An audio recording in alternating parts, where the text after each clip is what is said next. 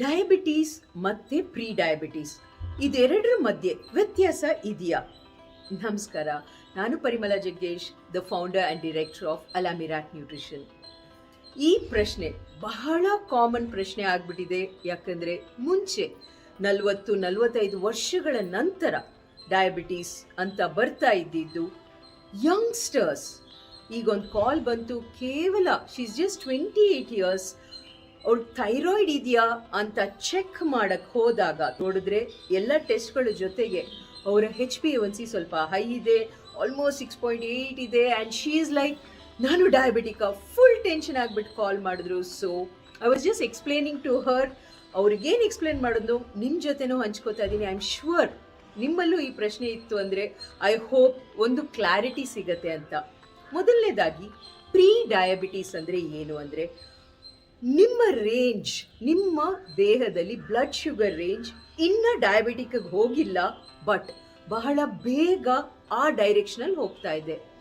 So immediate ಆಗಿ ಔಷಧಿಗಳನ್ನ ನಾನು ಸ್ಟಾರ್ಟ್ ಮಾಡಬೇಕಂದ್ರೆ ನಿಮ್ಮ ಲಾಸ್ಟ್ 3 ತಿಂಗಳದ್ದು ಶುಗರ್ ಆವ್ರೇಜ್ HbA1c ಅಂತ ಏನು ಕರಿತೀವೋ ಅದು ಸಮ್ವೇರ್ ಬಿಟ್ವೀನ್ 5.5 to 6.4 ಅಂದರೆ ಡಾಕ್ಟರ್ಸ್ ನಿಮ್ಮನ್ನು ಸಾರ್ಟ್ ಆಫ್ ಪ್ರೀ ಡಯಾಬಿಟಿಕ್ ಅಂತ ಕರೀತಾರೆ.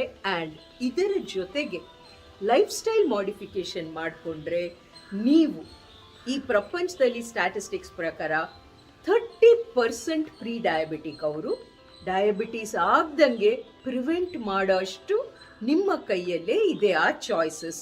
ಸೊ ಯಾರು ಟೆಸ್ಟ್ ಮಾಡಬೇಕು? ಮೊದಲನೇದಾಗ ಅದು ಗೊತ್ತಾದರೆ ನಮ್ಗೆ ಈಸಿ ಆಗತ್ತಲ್ವಾ?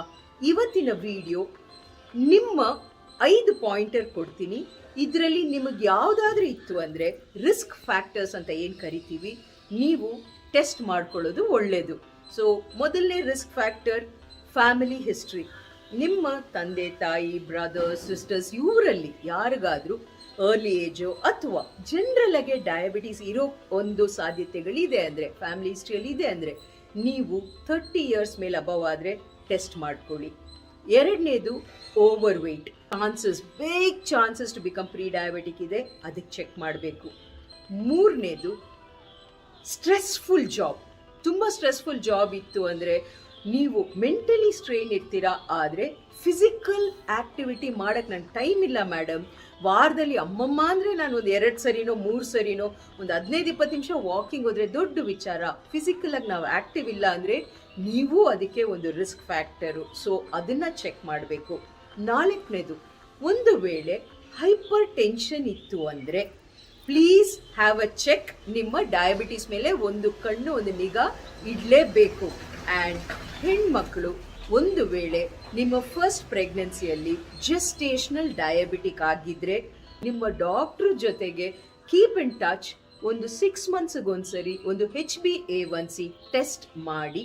ನೀವು ಡಯಾಬಿಟಿಕ್ ಆಗ್ದಂಗೆ ನಿಮ್ಮ ಲೈಫ್ನ ನಿಮ್ಮ ಕೈಯಲ್ಲಿ ತಗೊಳ್ಳೋದು very very very simple. So ಆಪರ್ಚುನಿಟಿನ ಮಿಸ್ ಮಾಡ್ಕೋಬೇಡಿ.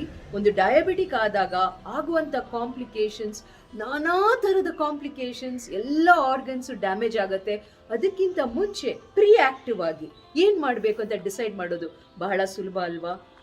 ನಮ್ಮಲ್ಲಿ ಕಂಪನಿ ಶುರುವಾದಾಗ 5 ವರ್ಷದಿಂದ ಎಷ್ಟು ಪ್ರೀ ಡಯಾಬಿಟಿಕ್ಸ್ ಬಂದಾರೋ ಭಾಳ ಹೆಮ್ಮೆಯಿಂದ ಹೇಳ್ತಾ ಇದ್ದೀನಿ. ಅವರು ಲೈಫ್ ಸ್ಟೈಲ್ ಮಾಡಿಫಿಕೇಶನ್ ಮಾಡಿಕೊಂಡು ಮನೆ ಊಟದಿಂದಾನೇ ಅವರ ಜೀವನದ ಬದಲಾವಣೆ ಮಾಡಿಕೊಂಡು without taking medications, without becoming a diabetic ಜೀವನ ನಡೆಸ್ತಾ ಇದ್ದಾರೆ. ಸೊ ಡೋಂಟ್ ವೇಟ್, ಟೆಸ್ಟ್ ಮಾಡಿ. ಫಾರ್ ಡಯಾಬಿಟಿಕ್ ಕನ್ಸಲ್ಟೇಷನ್ ವಾಟ್ಸಪ್ ಮಾಡಿ